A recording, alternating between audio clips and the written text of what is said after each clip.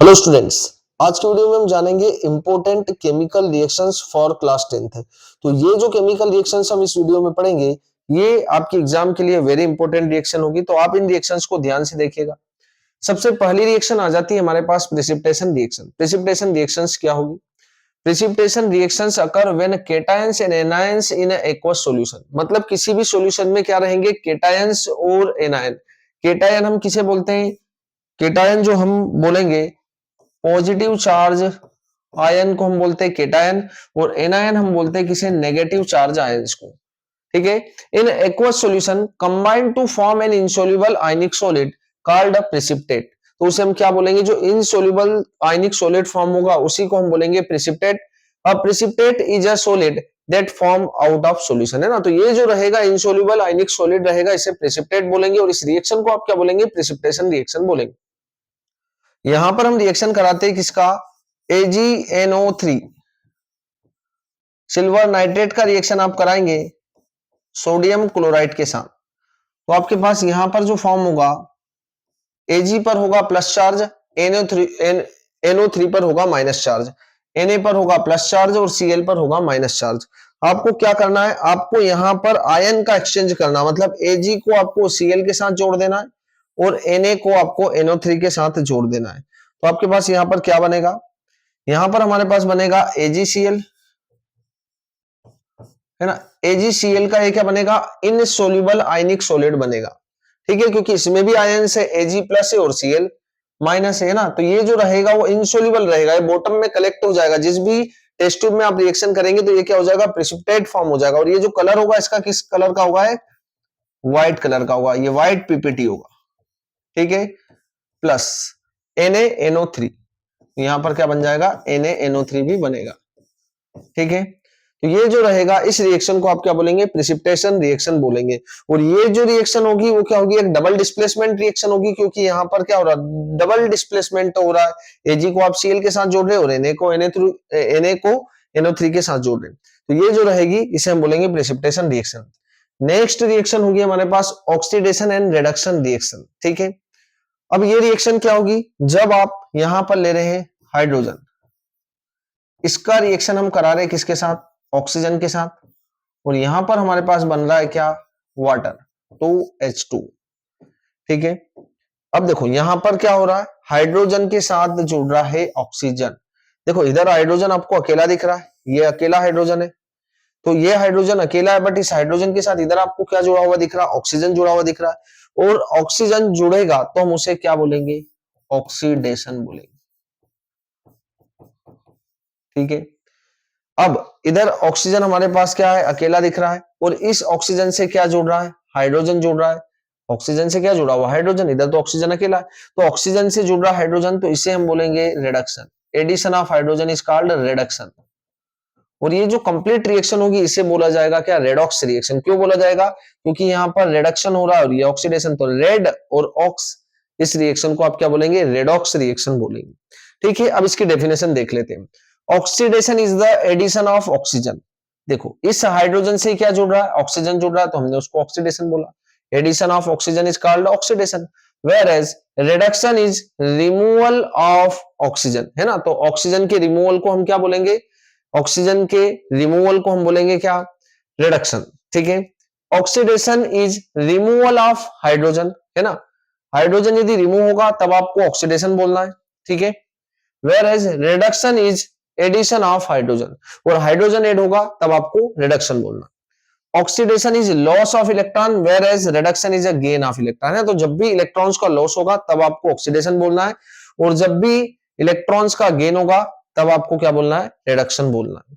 ठीक है, तो ये जो रिएक्शन होगी हमारे पास, ये रिएक्शन को हम बोलेंगे क्या? रेडॉक्स रिएक्शन बोलेंगे, क्योंकि यहां पर ऑक्सीडेशन भी हो रहा है और रिडक्शन भी हो रहा है। ठीक है, नेक्स्ट एस्टरिफिकेशन रिएक्शन। अब एस्टरिफिकेशन रिएक्शन क्या होगी? Esterification is the process of combining an organic acid with an alcohol. जब आप किसी भी ऑर्गेनिक एसिड का रिएक्शन अल्कोहल के साथ कराएंगे तो आपके पास क्या बनेगा? एक एस्टर बनेगा।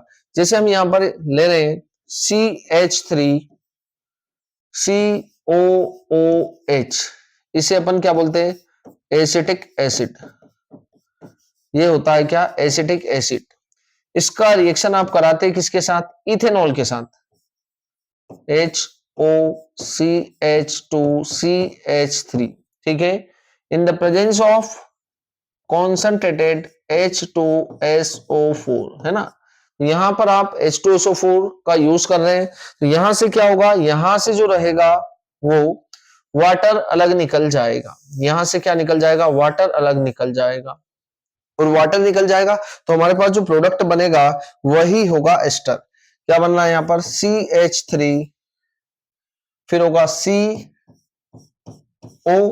है ना, ये वाला हो, फिर एक और O है, तो यहां पर आपको O, और फिर यहां पर होगा क्या, CH2CH3, इसे बोला जाता है एस्टर, और साथ में क्या निकल रहा है, यहाँ पर वाटर भी निकल रहा है, ठीक है।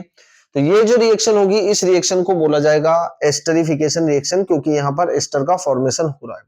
तो जब भी कोई एसिटिक एसिड, और ये जो हमारे पास है ये क्या है, इथेनॉल, एसिटिक एसिड का रिएक्शन आप इथेनॉल के साथ कराएंगे तो आपके पास जो प्रोडक्ट बनेगा वो बनेगा एस्टर, और यहां से क्या हो जाएगा, वाटर का रिमूवल हो जाएगा, ठीक है।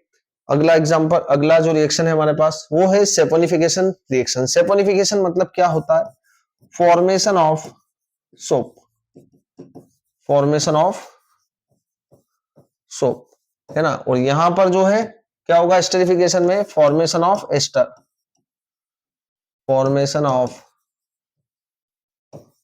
एस्टर, तो इस रिएक्शन को आप एस्टरिफिकेशन रिएक्शन बोलेंगे। और यहां पर जो सोप का फॉर्मेशन हो रहा है तो इसे हम सेपोनिफिकेशन रिएक्शन बोलेंगे। Saponification is a chemical reaction that break down esters into alcohol and carboxylate salts, है ना। तो यहां पर क्या होगा, एस्टर जो रहेगा CH3, COO, CH2, CH3, इसे हम बोलते हैं क्या, एस्टर। इस एस्टर का रिएक्शन आपको किसके साथ कराना है, NaOH के साथ कराना है, ठीक है।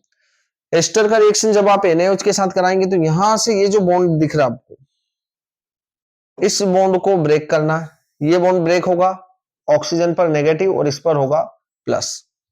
अब आपको ये चीज पता होना चाहिए कि Na पर प्लस होता है, OH पर माइनस होता है। तो यहां पर क्या होगा, इस माइनस के साथ इस प्लस को जोड़ देना है, और इस प्लस के साथ आपको इसके माइनस को जोड़ देना है। तो देखो क्या बन रहा है हमारे पास यहां पर, CH3, CO, O, और इससे क्या जुड़ जाएगा, Na जुड़ जाएगा, क्योंकि ये माइनस चार्ज है तो इससे आपको क्या जोड़ना है, प्लस को जोड़ना है। और यहाँ पर CH3 CH2 प्लस है, इससे जोड़ देंगे OH, तो यहाँ पर बनेगा हमारे पास CH3 CH2OH, ठीक है। यही जो होगा ये होगा क्या, सोप। इसी इसी को हम बोलते क्या, सोडियम एसिटेट, इसे क्या बोला जाता है, सोडियम एसिटेट। तो जब आपने एस्टर का रिएक्शन NaOH के साथ कराया, ये जो आपके पास बन रहा है इसी को क्या बोला जाता है, सोप बोला जाता है, इट इज अ सोप, ठीक है। और यहां पर आपके पास जो बाई प्रोडक्ट बन रहा है वो क्या बन रहा है, इथेनॉल भी बन रहा है, ठीक है।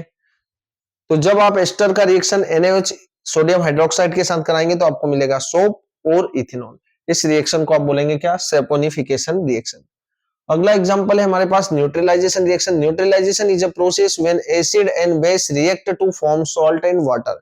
जब भी आप एसिड का रिएक्शन कराएंगे, यहां पर हम ले रहे एसिड और ये रहा हमारे पास बेस, ठीक है, H plus Cl minus Na plus OH minus. यहां भी देखो डबल डिस्प्लेसमेंट हो रहा है, H को OH के साथ जोड़ देंगे, Na को Cl के साथ जोड़ देंगे, तो हमारे पास क्या बनेगा, NaCl प्लस H2O, ठीक है। तो यहां पर हम रिएक्शन किसका करा रहे, एसिड का, किसके साथ करा रहे, बेस के साथ। तो आपके पास क्या बन रहा है, salt plus water. When acid and base react with each other to form a salt and water, this reaction is called neutralization reaction। तो ये पांचों रिएक्शन आपकी एग्जाम के पॉइंट ऑफ व्यू से वेरी इंपॉर्टेंट रिएक्शन होगी।